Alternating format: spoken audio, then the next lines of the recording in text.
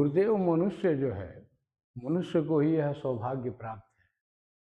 परंतु जैसा आपका कहना है कि मनुष्य जो है इस 5 प्रकृति के से बना इन 3 गुणों के अधीन हो गया है। तो वो कौन-सी 5 प्रकृति है और वो कौन से 3 गुण हैं, जिससे कि जीव ब्रह्म स्वरूप होते हुए भी इनसे पार नहीं पा रहा है? ज़रा उस प्रकृति और उनके गुणों के बारे में कुछ बताइए, उस पर प्रकाश डालिए। 5 तत्व जो है, 5 तत्व से ही सारा ये त्रिलोक बना हुआ है। जी, तो 5 पृथ्वी तत्व कौन? पृथ्वी, आकाश, अग्नि, वायु और जल, यही 5 तत्व हैं। कौन? पृथ्वी, अग्नि, वायु, जल और आकाश। आकाश, जी। इनका अपना-अपना अस्तित्व है। ये अलग-अलग अपने अस्तित्व में हैं। लेकिन जहाँ ये पाँचों एक साथ जुड़ते हैं, तो एक नाम रूप तैयार कर लेते हैं। अच्छा, इनका एक स्वरूप बन जाता है। एक स्वरूप बन जाता है, नाम रूप बन जाता है। जैसे कि मनुष्य ही है, ये पाँचों जब मिल गए माँ के गर्भ में, तो एक नाम रूप बन गया। अरे रूप बन गया, लड़का है, नाम हुआ लड़का है। फिर उसका और नाम माता पिता रखेंगे, गुरुदेव और भी नाम रख सकते हैं। मतलब एक पहचान बन गई। हाँ, एक पहचान उसका हो गया, ठीक है ना। उसको देखा जा सकता है, उसको सूंघा जा सकता है, उसको पकड़ा जा सकता है। वो स्थूल हो गया। ऐसे स्थूल दिखाई देता है। पृथ्वी है, इस पर हम चल रहे हैं। आकाश है, आकाश को तो नहीं पकड़ पाएंगे, वायु को भी नहीं पकड़ पाएंगे, लेकिन महसूस हो रहा हाँ, है। लेकिन महसूस ज्ञान इंद्रियों की वजह से हो रहा है।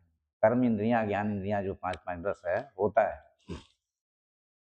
और इसका गुण जो है वह साइलेंट है। जीव जो पैदा जब होता है, तो वो तमोगुण में पैदा होता है। सही जी। हाँ, उसको कोई ज्ञान नहीं। तमोगुणी व्यक्ति आज भी तमोगुणी व्यक्ति है, कोई भूत भविष्य वर्तमान नहीं सोचता है।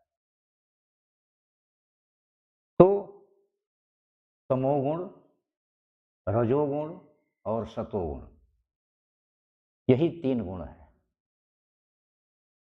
इसका प्रमाण हम दे रहे हैं। तमोगुण का मतलब वो होता है कि उसके पास कोई नियम नहीं है, कोई आचरण नहीं है, जो मर्जी हो सो करे। जैसे मान लीजिए कि एग्जाम्पल में रावण को ले लीजिए, कोई न धर्म था, ना कोई विधान था नहीं, वो तमोगुणी था। कोई नियम का नहीं। हाँ, तमोगुणी था। तमोगुणी का अपना मन ही सब कुछ होता है। मनोराज का वो राजा होता है। तो इस तरह के लोग भी समाज में हैं। दूसरा हो गया रजोगुण। रजोगुण का मतलब क्या है? उसके पास आमदनी नहीं होगा तब वो उसका मिजाज रजोगुण का है। वो चाहेगा सोने का अंगूठी पहने, चाहेगा बुलेट गाड़ी पर चले, चाहेगा रिवॉल्वर, हम लाइसेंसी रिवॉल्वर लेके चले, इत्यादि इत्यादि बातें वो करेगा।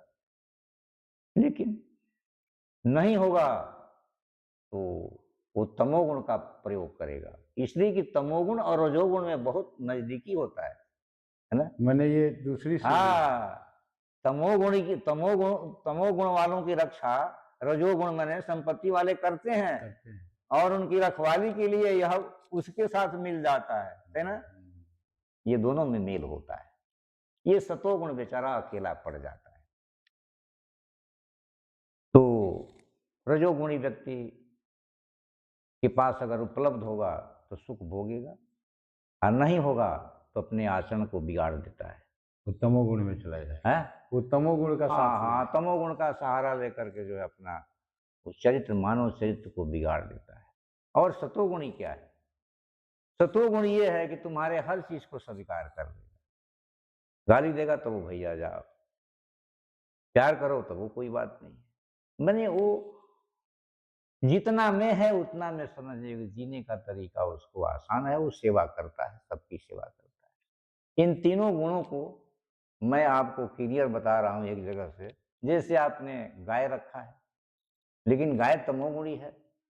आप कितना भी उसको दूध खिलाइएगा, पिलाइएगा, सेवा कीजिएगा, दाना दीजिएगा, लेकिन दूध दूहने बैठिएगा तो आपके सर पर कूद जाएगी। वो तमोगुणी है। और एक एक रजोगुणी गाय है कि जब तक पूरा भर पेट नहीं खाएगी, दाना नहीं पाएगी, तब तक दूध नहीं दूहेगी। ये रजोगुणी है।